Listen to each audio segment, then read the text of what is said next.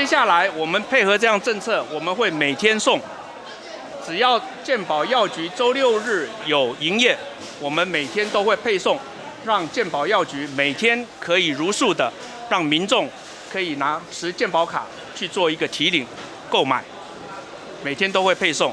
那么全国大概我们每天要配送的数量大概有160万片这样子的数量。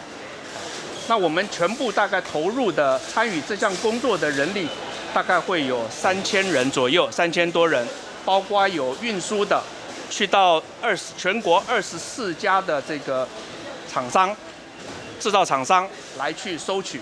那么这24家遍布在10个县市。好，那我们收取这些以后，我们由全国的这个邮政的投递单位来做一个配送的一个最后这样一个任务。当然，它很大，太快吧？公式后退一点好不好？好。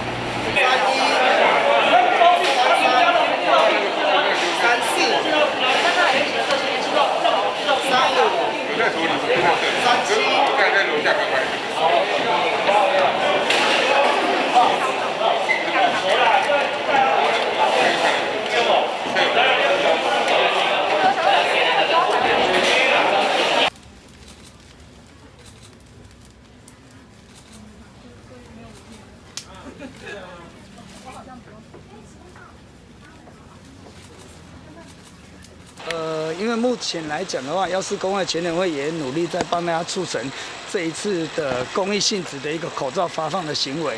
那目前来说的话，当然明天第一天、第二天应该会有一些忙乱的部分。那当然，所有的药师朋友来讲，会尽力的去帮助政府去促成这一次口罩的一个义务发放的一个任务，这样子。